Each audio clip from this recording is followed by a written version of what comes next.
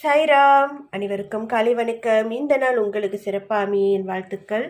கேள்வி பதில் புத்தகத்தில் பாபா நமக்கு என்ன பதில் சொல்கிறாருன்ட்டு பார்க்கலாம்.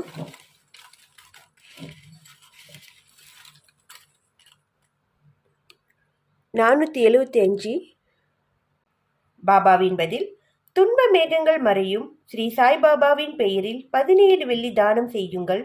அற்புதம் நடப்பதை பார்ப்பீர்கள். ஒரு நண்பரின் வழிகாட்டுதல் கிடைக்கும் அப்படின்ட்டு பாபா சொல்லியிருக்காரு. ஒரு முடிவு எடுக்க முடியாமல் தவிச்சிட்டு இருக்கிற இந்த வேலையில் ஒரு நண்பரோட வழிகாட்டுதல் கிடைக்கும்னு இருக்காரு பாபா. அந்த வழிகாட்டுதல் உங்களுக்கு சரியா இருந்தால் அதை ஏற்றுக்கோங்க.